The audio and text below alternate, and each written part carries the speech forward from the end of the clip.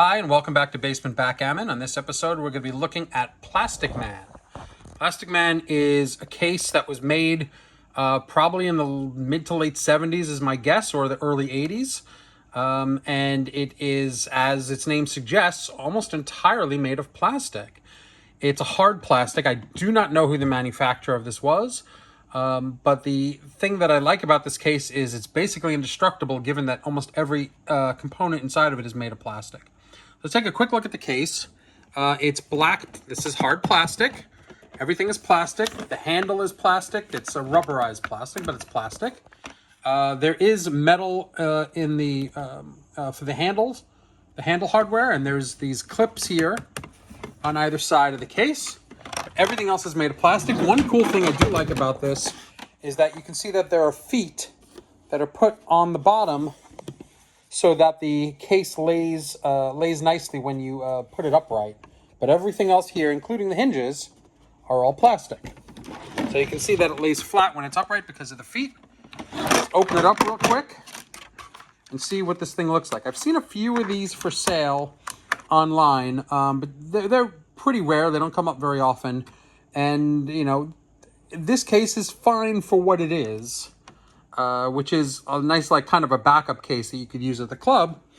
You can see these catches. These are some interesting catches that I haven't seen in any other board catch on this screw over here.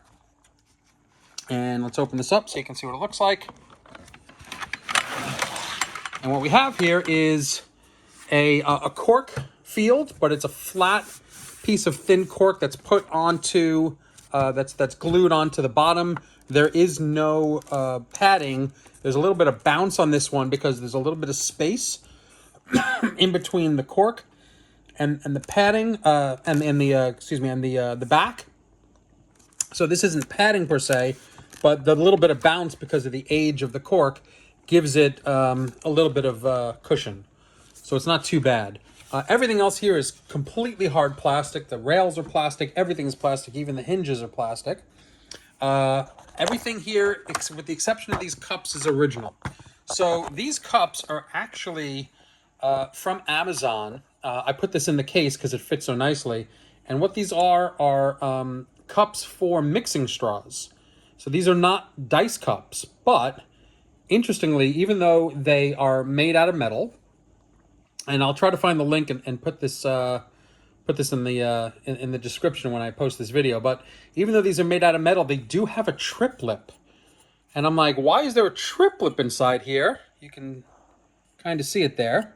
Why is there a trip lip if these are not dice cups? But these are not dice cups. They were sold as cups so you can put like straws in them, like mixing straws for coffee. They make a nice sound. They're made out of metal. They're colored brass, but they're not brass. They're made out of, I think they're made out of aluminum, and they're super hard, and I think they're wonderful. However, when I used these once in public, the owner of the restaurant where I was having my club meetup came out to tell me to stop using the cups because they were too loud for the other customers. And you'll hear that in just a minute when we do some dice. The checkers are plastic. These are modern plastic. They're not even particularly well-made modern plastic, but they're fine for what they are. They're a little bit over 1.5 inches. You can see that there's a little, well, maybe you can't see it, but yes, there's a little bit of a lip on these checkers when they came out of the mold. Yeah, you can see it right there. So they're not totally smooth on this side. It's just the way that they're molded. I'm sure this was made in China, just because of the way it was made. However, having said that, this makes for a surprisingly decently playable board, considering that this is just a piece of plastic in the shape of a board. But it is indestructible, given that everything here is made of plastic, which is one of the things I like about it. I believe this is the Dublin cube that came with it. Fits into this space here. I didn't have any dice. I've got some dice here. These, but I don't have any dice that I keep in the tray here. Because if I use this size cube, then the dice would have to be too small, and I just don't have any. But we'll use these dice for the purposes of checking this board out. Let's do a 6 across test. And you can see it actually fits really, really nicely. So these checkers were made quite nicely for this. And then going across, we've got exactly 12 across, like exactly 12. So it's a really well-engineered board, all things considered. I wish more people would use this this format, not the plastic, but just the exactly 12 across, exactly 6 across. It's well constructed and well dimensioned for the checkers. Let's hear what it sounds like. Listen to that. That is loud. Now you could get some cork and line this with cork yourself.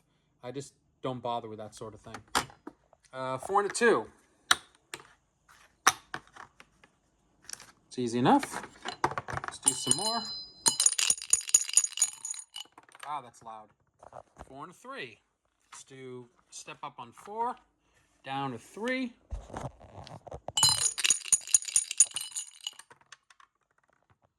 Six and 3. Boom, 6-3. Hit that 9. Take a look at the bar.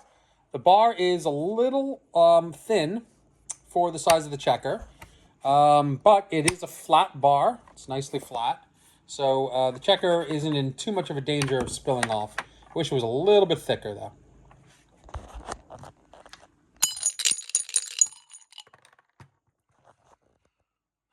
Five and a 1. Good. All right. You get the idea. So this is Plastic Man. They do have some of these for sale occasionally on eBay.